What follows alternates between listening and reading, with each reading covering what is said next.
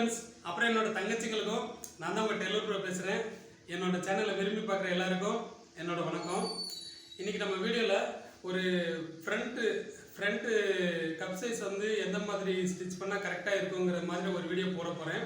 அதில் என்னென்னு கேட்டிங்கன்னா, அதாவது அளவு எடுக்காமலே அந்த பட்டியோட அளவு எவ்வளோ வரணும், கிராஸோட லென்த் எவ்வளோ வரணும், வந்தால் எந்த அளவுக்கு பர்ஃபெக்டாக இருக்கும் அப்படிங்கிறது ஒரு கணிப்பில் வந்து நான் உங்களுக்கு சொல்லிக் கொடுக்க போகிறேன். ஏன்னா ஏற்கனவே உங்களுக்கு நான் சொல்லியிருப்பேன், ஷோல்டர்லேருந்து இடுப்போட அளவு ஒரு 13.5 இன்ச்சு கனெக்ட் பண்ணோம்னா இடுப்புலேருந்து ஆம்கோல் வந்து 8 இன்ச்சு வைக்கும்போது அந்த ஆம்கோல் அளவு கரெக்டாக வரும் அப்படின்னு நான் உங்களுக்கு சொல்லியிருக்கேன். அது வந்து ஒரு 10 வயசு பாப்பாலேருந்து ஒரு பெரியவங்க, அதாவது 40, 46, 48 சைஸ் வரைக்கும் எவ்வளோ வெயிட்டாக இருந்தாலும் சரி, அவங்க எல்லாத்துக்குமே அந்த ஆம்கோல் அளவு வந்து கரெக்டாக வரும்னு ஒரு கணிப்பு நான் உங்களுக்கு சொல்லியிருக்கேன். அதை நீங்கள் செக் பண்ணி பார்த்துருப்பீங்கன்னு நினைக்கிறேன். அது கரெக்டாக பர்ஃபெக்டாக வரும். இதை நீங்கள் ஃபாலோ பண்ணாமல் நீங்கள் ஒரு கரெக்டாக தைச்ச ஒரு ப்ளவுஸில் செக் பண்ணால் கூட 13.5 இன்ச்சு ஒயராக இருக்கிற ஒரு ப்ளவுஸில் ஆம்கோலில் இருந்து இடுப்பு எடுத்து பாருங்கள், கரெக்டாக 8 இன்ச்சு தான் இருக்கும். அதாவது ஷோல்டர்லேருந்து கீழே 13 இன்ச்சு ஒரு ப்ளவுஸ் இருந்துச்சுன்னா, உங்களுக்கு கரெக்டான ஒரு ப்ளவுஸ் இருந்துச்சுன்னா நீங்களே செக் பண்ணி பாருங்கள். தைச்சதுக்கப்புறம் பார்க்கணுன்னு அவசியம் இல்லை.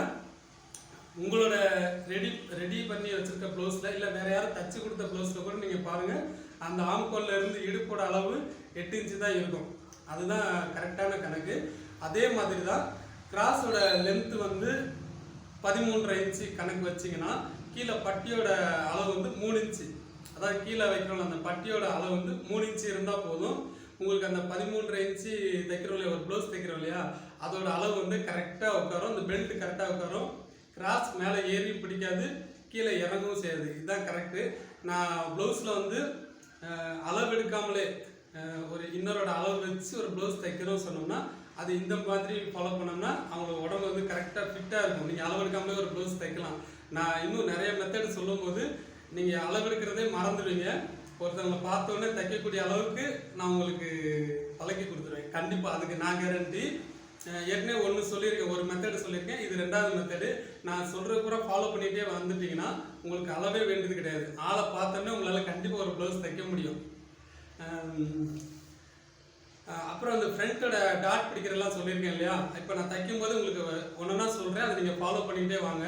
ஏன்னா அந்த டாட் பிடிக்கும்போது நிறைய பேர் கேட்டிருக்கீங்க, அது எத்தனை இன்ச்சு பிடிக்கணும், எவ்வளோ உயரம் பிடிக்கணும், எந்த கேப் வரணும் அப்படின்ட்டு எந்த ஒரு கணக்குமே கிடையாது. நீங்கள் பேக்கு வச்சு ஃப்ரண்ட் எடுக்கிறீங்களா, அது மட்டும் நம்ம கரெக்டாக வேணும். ஏன்னா அந்த பேக்கோட சைஸ் வச்சு ஃப்ரண்ட்டோட அளவு நீங்கள் கிராஸில் எடுத்தாலும் சரி, ஸ்ட்ரெயிட்டில் எடுத்தாலும் சரி, அதோட அளவு மட்டும் நம்ம கரெக்டாக எடுக்கணும். நான் சொன்ன மாதிரி கரெக்டாக எடுங்க. எடுத்துகிட்டு டாட் வந்து நீங்கள் எப்பயும் போல் அந்த 2.75 இன்ச்சு கீழ் டாட் பிடிச்சிட்டு சைடில் உள்ள ஊக்கு டாட் பிடிக்கிறீங்க.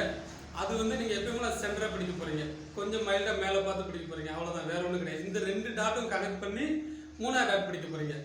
அவ்வளோதான் மெத்தட். இதில் ஒன்றுமே கிடையாது. ஃப்ரண்ட்டு அந்த பார்ட் மட்டும் கரெக்டாக எடுக்கணும். எடுத்தோம்னா அவங்களோட உடம்புக்கு கரெக்டாக அது உட்காந்துரும்.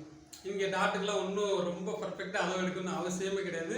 அளவு ப்ளவுஸை பார்த்து நீங்கள் செக் பண்ண வேண்டிய அவசியம் கிடையாது.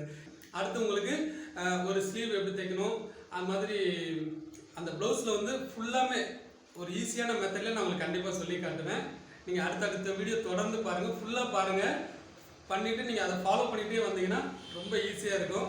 அடுத்த வீடியோவில் கொஞ்சம் டிஃப்ரெண்ட்டான மாடலில் ரொம்ப ஈஸியாக சொல்லி கொடுக்குறேன். அடுத்த வீடியோவில் பார்க்கலாம். பாய்.